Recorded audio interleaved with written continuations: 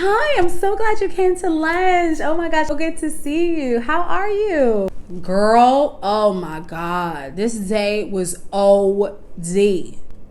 I woke up late.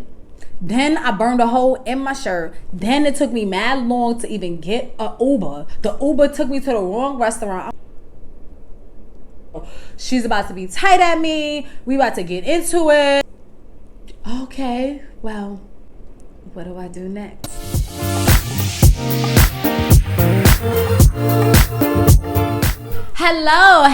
Hello. I'm Kalilah, and this is Keeping Up with Kalilah. I am a life coach, personal development worker, and a person who is here to bridge the gap between all of the principles and practices of the 1% and connect it to those of my peers. You know, it's fall. Happy November. I decided to give y'all a little hat, a little dark lip, you know, something for the festivities. It was my anniversary 2 days ago. We made a year, even though I've known him since high school, and he got me these flowers and they make me happy. So I just wanted to share that with y'all. This is a video about how to deal with negative Nancy's while you are on your journey of high frequency, of positivity, of love, of abundance, of worthiness, of inspiration, of contentment, of joy. How do you operate around people who are negative that you love and that you may need to come in contact with regularly?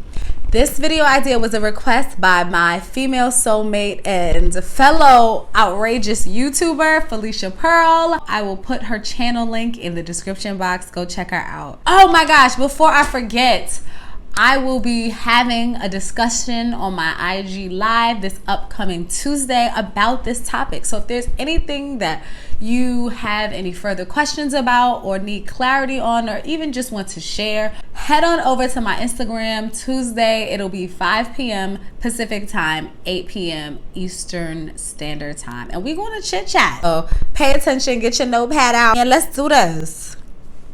Okay.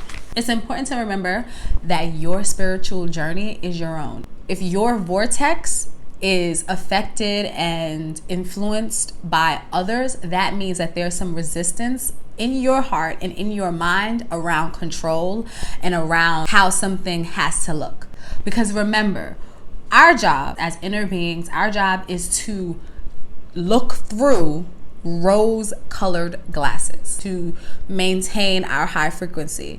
So your state of joy and your state of contentment is threatened by another person's thoughts, words, actions. That means that there is something in your subconscious that has decided that in order for you to see the positive and to see the good, that you need to control your environment. I understand that it's natural, it's normal. We are people who are interdependent. We are people who are connected and we have relationships. We are in relationship with others, but you're only responsible for your own journey.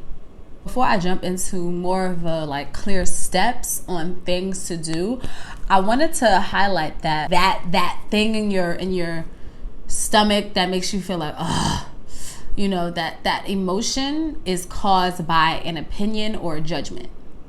So you can't have a negative emotion about somebody else unless you have an opinion about what they should be doing.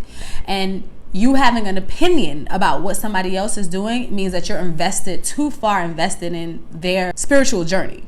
You are here to lead by example. You are here to be the light. Worry about yourself. That also means stepping off of your high horse. It's human nature to categorize, right? It's human nature to feel like this is right and this is wrong. And if they're not doing this right or this way, they are wrong.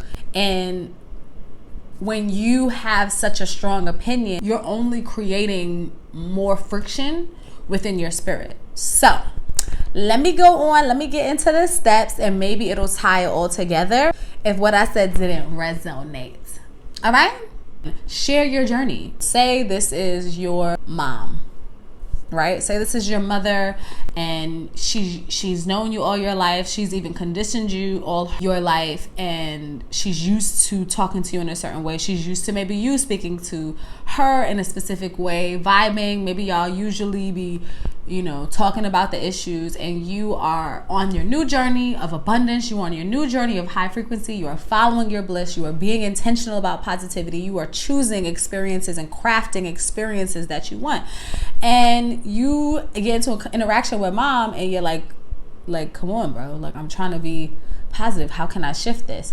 Step one, share your journey. Newness is a great thing, and sometimes I think that we often feel like we want to hold spiritual changes and emotional things to ourselves. I used to be guilty of it, totally understand and agree. But when you're dealing with someone who you care about, share the shift in a very simple way. Hey, mom, I am trying something new. I am releasing my venting. I'm releasing pointing out the negative.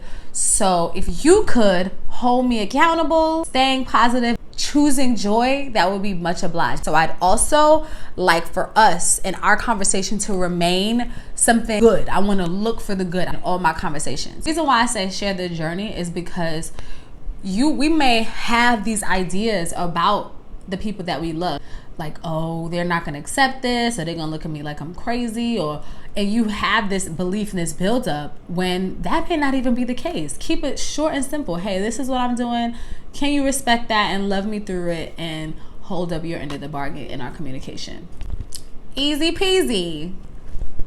Ooh, before I go on to the next tip though, please remember to like, subscribe, share this content. Let it be known. We raising frequencies, we manifesting, we are on a roll. It is time. So let everybody know. Step number 2, shift the conversation for the good. Remember, in your daily alone time, your actions, the goal is to follow your bliss. The goal is to look for opportunities to sit in joy. So when you are dealing with a negative person, use that time to strengthen your skills. How many of the negative and depressing topics that they bring up that you can turn into a good thing? It's an exercise. Aside from it being something that will shift your mood because you're now seeking things that are good out of what they're saying, but it also is strengthening your muscle. You're able to go through that with a person who's consistently spewing out negativity. It's going to be super duper positive when you're talking to your own negative thoughts in your head. So strengthen that skill. Use it as an exercise in moderation. Step number 3 should be used with discretion. This is case by case. But the step is silence or distance when you feel negatively. Keyword feel. This is a slippery slope because a lot of the ways that some people connect joyfully, especially Black people, as an aside, Black people often use turbulent situations to find joy in. So we'll crack jokes about how our mamas was beating us when we didn't leave the chicken out, and they bring up different feelings. For one person, that may bring up nostalgia because you understand as an adult, like, okay, your mom was coming home and she really just needed you to assist her in making dinner for you. So that may bring up a feeling of nostalgia and joy, even though the content of the conversation is dark. For another person who was traumatized by that beating and who is not connected to the idea that it may have been necessary or the idea that, giving them grace, that may bring up feelings of negativity. So it's important for you to always look at your feelings. So if your mama is cracking a joke about how the world is going to end tomorrow, but you're genuinely laughing at her wit and you're laughing at her cleverness and you're laughing at how absurd that is, and it's bringing you connection, I wouldn't choose those moments to silence and distance yourself. Use your guide. This is why it's important to strengthen your intuition, because that's going to let you know if what's happening on the surface conversation wise is raising your frequency or lowering your frequency. So if a conversation, a joke, or something brings about a negative emotion and you are at a loss with trying to turn it into a positive emotion, silence yourself, distance yourself, and then do a 15-second reboot. And in this 15-second reboot, think about something that's bringing you joy. For me, what I always usually jump to is cats. Like I'll think about cats and kittens, and I'll go on this page called Cat Prestige on IG, and I'll just go and I'll think about them, think about things that bring me joy. And as you think about something great, like, oh, for example, like, oh my gosh, cats are so cute. Look at their little paws, and they're so loyal. And I love how they have a personality, and like they're true beings that are honest. And oh my gosh, I think about my childhood cat, and oh my God, my cousin's cat who will sit on my lap, and it just keeps going and going. So allow yourself to go down the joyful rabbit hole and then get your frequency up 15 seconds and then go on about your day. The fourth tip I want to say is be okay with being different. It's human nature to want to feel connected. It's human nature to want to feel a part of. A lot of times we like to feel a part of others by sharing opinions, sharing experiences, sharing current moods. So a person may walk in and be like, oh, hey, you say, hey, how you doing? And they'd be like, oh man, it's a rough day. So you may feel like, oh, dang, I can't say having a great day because that's going to be insensitive. So I got to say, oh, just making it. And then you just lowered your frequency because you was actually feeling happy and joyful. It's okay to be different.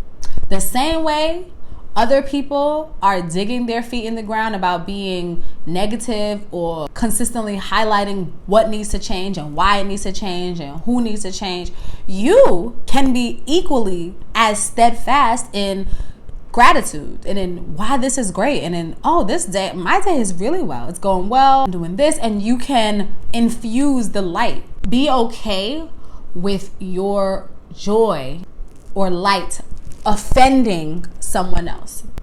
First of all, this is BS because true light, real light, and real joy should never offend another person. But if a person is feeling angry or jealous or guilty or little or whatever about your joy, that's their perspective. That's only because they're not in a place where they can see what you see. So it's like, what is she talking about?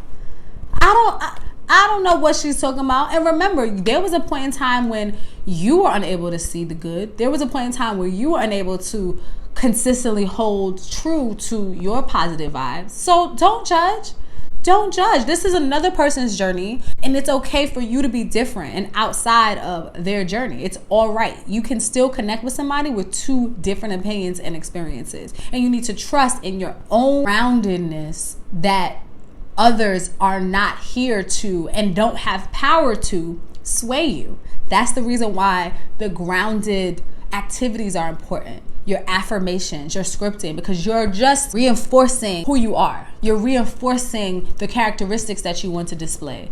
That is what's within you. So you consistently building up your intuition and building up your inner voice so that you're strong enough will give you the courage to be unabashedly joyous, unabashedly positive, so full of a way that others can't even touch your life. Like you're just gonna be sitting there levitating with joy. That's the goal. Light can put out darkness. Like you look into a dark room and be like, dag, I really want that room to be light, but the darkness is gonna be mad at me. So I'm just gonna actually come in there dark and then hope that my darkness will make the other dark feel good, and then we could be light together. No, just turn on the light. Turn on the light. You are a light, be the light. If being the light is affecting others, then too bad. Remember to give yourself grace. One of the meditations that I listened to mentioned treating your brain and your inner voice like a puppy. So this is a new phase. You are unlearning years and years of conditioning and habits. If you find yourself lowering your frequency to match someone, let someone feel comfortable, assess that, realize you did it, and just and say, okay, that this was an opportunity for me to learn. Tag, little puppy, like you fell for that again. You know what? It's okay. We're thinking about it now. We're on the frequency now. Like, don't spend so much time beating yourself up and worrying and wondering if that's going to affect something, one of your manifestations, because all you're doing is creating resistance. And what we want to do is treat high frequency and lower frequency like a momentum. It's a momentum. We're getting on the wave. So if you fall back on the wave and the momentum of your high frequency is still going, just jump back into that. But if you fall off the wave and then you're like, dag, I fell down. I'm down. Ugh. Oh my God, I'm so stupid for falling. Why would you fall? You're just continuing to stay down. It's new. And we are people who are fluid, and we also make mistakes. Give yourself grace, honey. Try it again. Try with your new negative Nancy to be positive Patty. You can be a positive Patty. Try it. It's going to be fine. I hope y'all got something for this video. Remember, I'm going to talk about this very content on my IG Tuesday, 5 p.m. Pacific, 8 p.m. Eastern. Let's talk. Let's talk about this. What are your thoughts about negative Nancy's, and how are you able to raise your frequency or stay steadfast or maintain your joy amidst life? I can't wait to talk to you next time. Hope y'all liked my hat and my earrings. Peace.